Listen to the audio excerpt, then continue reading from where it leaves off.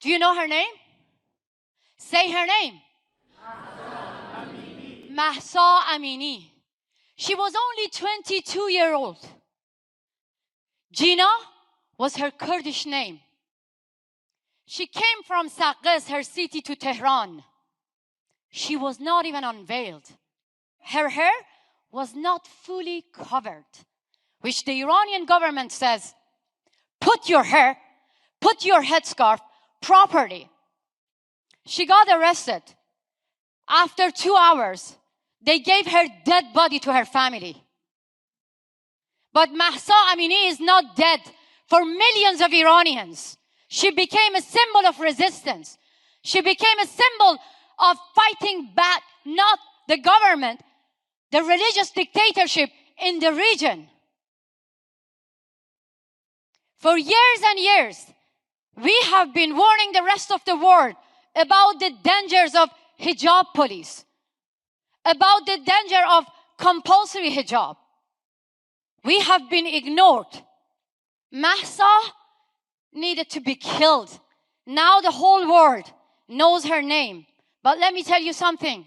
When she got arrested in Tehran, she told the hijab police, I don't have anyone here in Tehran.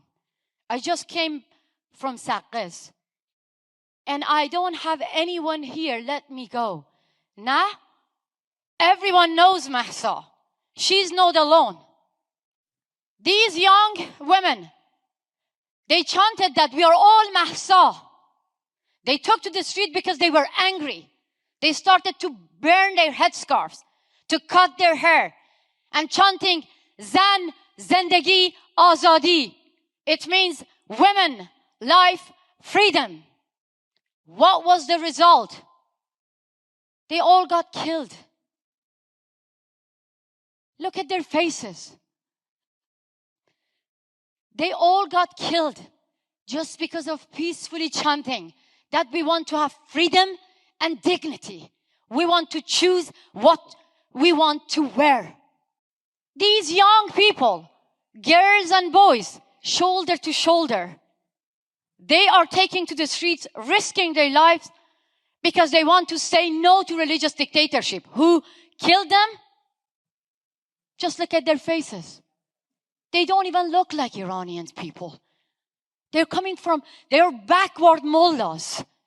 But they are telling us what to wear, what kind of lifestyle to follow, and what kind of belief that we can have. The supreme leader of Iran came on TV today. He put the blame on me, on you, on everyone in the West. Why? Because for years and years, I have been telling that compulsory hijab is not just a small piece of cloth. Compulsory hijab is like the Berlin Wall. If men and women get successful to tear this wall down, then the religious dictatorship won't exist. This is going to be an end for the Islamic Republic. That scares them. That scares them. 4 years ago, I was in the same stage calling all the female politicians around the world that look at these women. They're facing guns and bullets. They're saying no to compulsory hijab. But these female politicians, they went to Iran. They wore hijab. They bowed to our oppressors. Right now, women are facing guns and bullets, but none of this made video to make an apology to Iranian women. None of them cut their hair. None of them burned headscarf. They think that they might cause Islamophobia. As a woman who grew up in Iran, under Sharia law, I have the right to be scared of Islamism. In Iran, I was told if I show my hair, I go to jail. I get lashes. I get killed like Mahsa Amini. In the West, by them, I was told that if I share my stories, I will cause Islamophobia. Yes, I am scared of Islamic ideology. Women of Afghanistan, they are scared of Taliban. We are scared of Islamic Republic. And I am not here to ask you, the Western female politician, to save us. I am here to save you from your misunderstanding of our culture. I'm here to ask you, stop saving the Islamic Republic.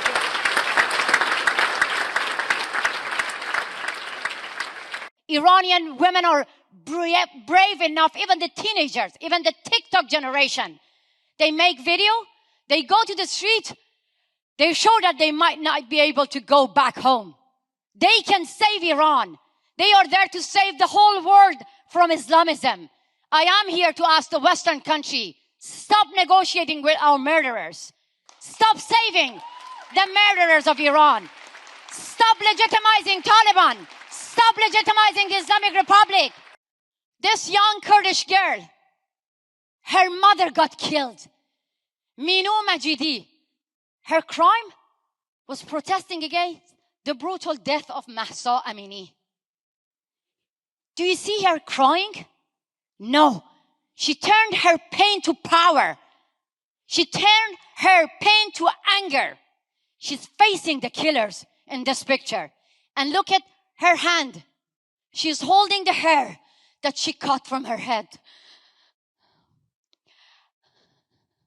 How many of you before coming here, you use your mirror? You look into yourself, your eyes, to make yourself beautiful. How many of you? Hands up. How many of you love your hair? How many of you use mirror to make yourself beautiful? For 40 years we use mirror to make ourselves the one that the government of Iran wants us to be. For 40 years we, the women of Iran and Afghanistan, use the mirror to make ourselves what Taliban and Islamic want us to be. For 40 years, all the Western female politicians, they went to my country. They obeyed Taliban and Islamic Republic. They covered their hair. They legitimized my murderer. I named them Federico Mogherini, Catherine Ashton, Ségolène Royal. Shame on you. Shame on you. I'm not only putting the blame on the Islamic Republic and Taliban killing my women in Iran and Afghanistan. All the Western female politicians who obeyed compulsory hijab law, ignored us, call us the agent of CIA, agent of Saudi Arabia, agent of MI6, agent of President Trump. They are responsible because I'm a woman from the Middle East. I'm not agent of anyone. I have agency.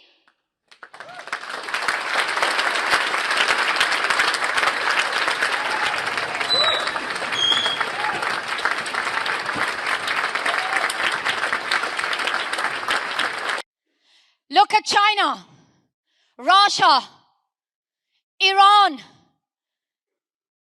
Dictators around the world are more united than us. This is the time. If we freedom fighters do not get united to end Islamism, to end dictatorship, believe me, dictators will get united to end us and democracy.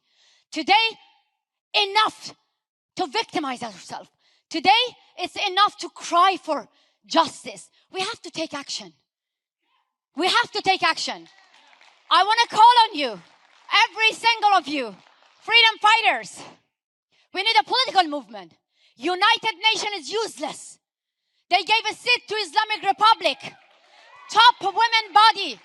Iran has a top seat on Women's Council to monitor human rights, women's rights globally.